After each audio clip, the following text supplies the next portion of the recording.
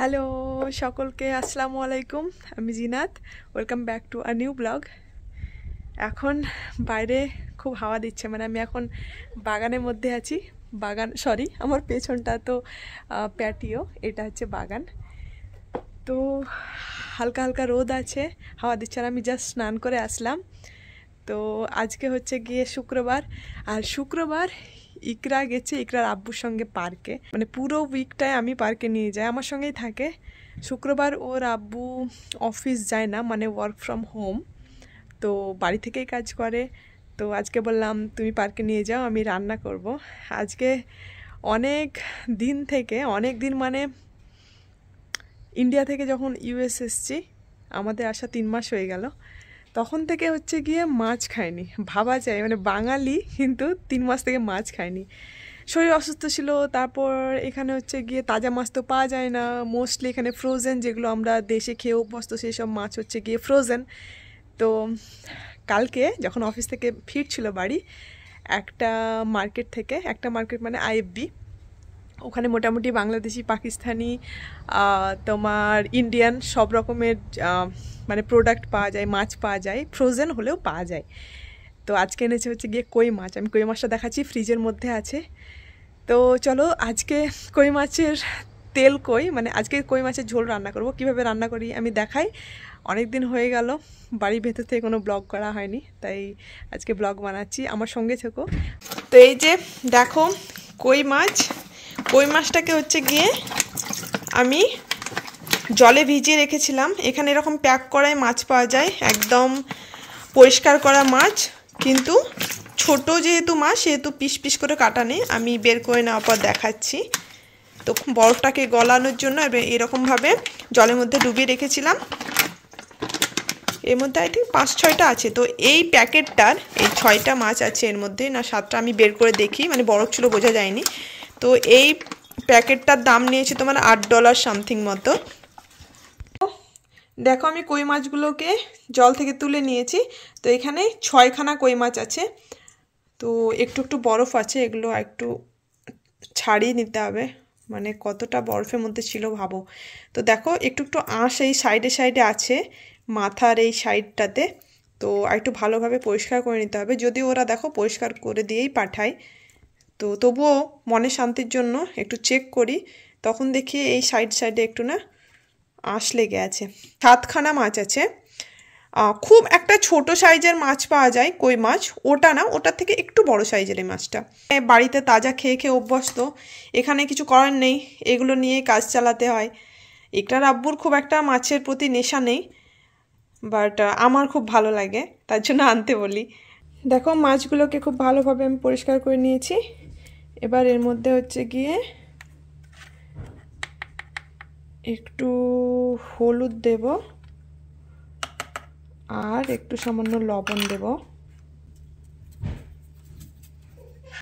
কে আসলো দেখি? ও খেলা করে চলে এলো। জাফিন পার্কে গেছিলা? জাফিন পার্ক থেকে ঘুরে চলে এলা তুমি? আচ্ছা, কি এই সর্ষের তেলের ড্রামগুলো আমরা সব ইন্ডিয়ান মার্কেট থেকে আনি। মাছ সবসময় আমি সর্ষের তেলে ভাজি। তো রেডি জাফিন? 1 2 3।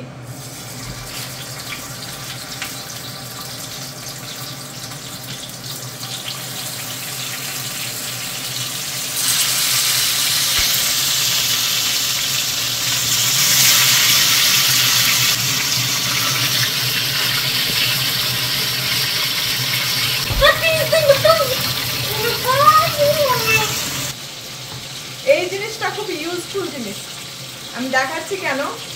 এরকম ভাবে ঢেকে দেব, মাছটা ছিটে বাইরে আসে, মাছের তেল ছিটে বাইরে আসবে না, হাত পাও পড়বে না, আবার গ্যাসটা বাইরেও বেরোবে, খুব ভালো। এরকম ভাবে ঢেকে দিই, যখন আমি মাছটা ভাজি, কিছু ভাজা জিনিস করি বা ফুটছে বাইরে আসার সম্ভাবনা আছে, তখন এটা দিয়ে ঢেকে দিই।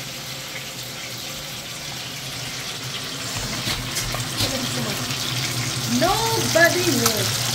Nobody knows.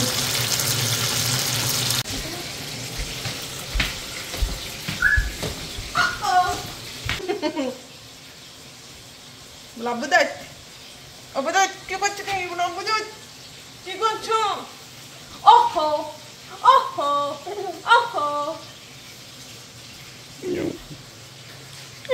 আই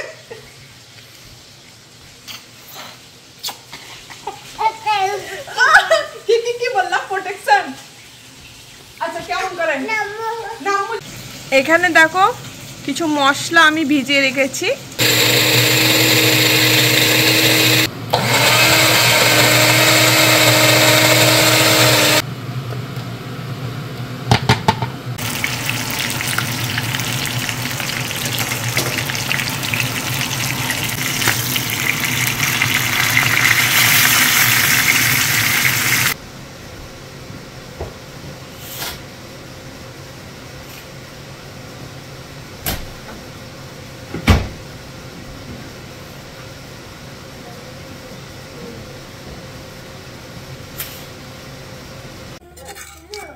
সেম কড়াইতে দেখো আর একটু তেল দিয়ে নিয়েছি আমি আলাদা কোনো কড়াই ইউজ করিনি ওর মধ্যে একটু হচ্ছে গিয়ে কালো জিরে দিয়ে দেব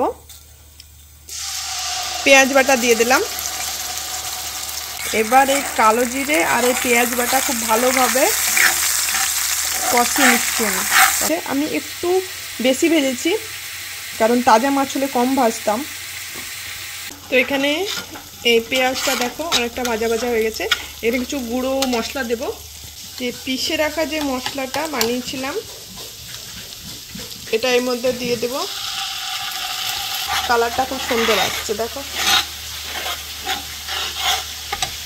মশলাটা খুব ভালোভাবে কষানো হয়ে গেছে এবার একটু টমেটো কুচি দিয়ে দিলাম কাঁচা লঙ্কা দিয়ে দিলাম আমি ফ্লেভারের জন্য জাস্ট তো এবার একটু গরম জল দিয়ে দেব হালকা গরম জল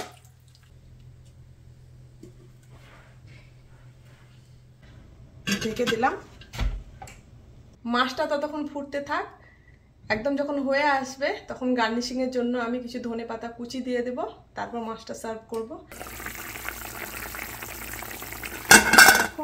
বাইরে এখন সন্ধে নেমে এসছে আর আমার মাছ রান্নাও কিন্তু হয়ে গেছে এখন যদিও একটু ঝোল ঝোল মনে হচ্ছে বাট এটা ঠান্ডা হয়ে যাওয়ার পরে একটু গাঢ় হয়ে যাবে আমি খুব একটা ঝোল চাইছিলাম না এই মাছ রান্না করতে করতে আমার আরও অনেক কাজ হয়ে গেছে মানে শুধু তো রান্না নয় রান্নার সাইডে সাইডে আমি বাকি সব বাড়ির কাজগুলোও সেরে ফেলি যাতে করে পরে আলাদা করে টাইম না দিতে হয় চলো এবার কিন্তু ভাত খাওয়ার পালা নেক্সট ব্লগে দেখাবে এর মধ্যে ভালো থেকে সুস্থ থেকো সাবধানে থেকো বাই